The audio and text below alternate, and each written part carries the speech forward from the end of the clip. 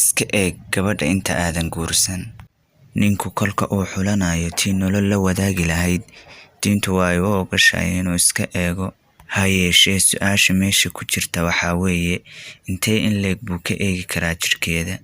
Waxaa la yidhi Cumar bin Khadaab radiyallahu canhu ayaa weydiistay Cali bin Abi Taalib radiyallahu canhu in uu siiyo gabadhiisa Kaltuum. Markaas buu yidhi Cali radiyallahu canhu, Cumarow gabadhaydu way yar tahay, balse waan kuu diyaarine aragoo haddaad raalli ka noqoto waa naagtaada.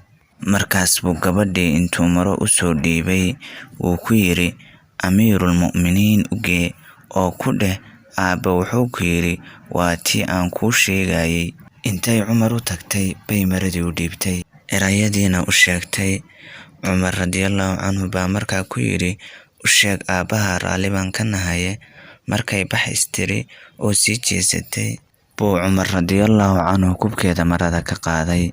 Say dhahday yaa haddaadan Amiirul Mu'miniin ahaan lahayn ishaan kaa dhirbaaxi lahaa. Bayayada xanaaqsan kasii dhaqaaqday. Kolkay gurigii aabaheed ku noqotayna waxa ay ku tiri waxaad ii dirtay oday xun oo saas iyo saas igu sameeyay. Maadhay waa ninkaagii buu Cali radiyallahu canhu hadal ku soo gabagabeeyay. Culimada diintu intoodii badnayd waxay isku raaceen in uu ninka gabadha uu guurkeeda doonayo ka eegi karo jirka qaybihiisa haween lagu raaco. Waa anigoo ah Cabdishakuur Cabdikariin. Nabaday, amaano Allah.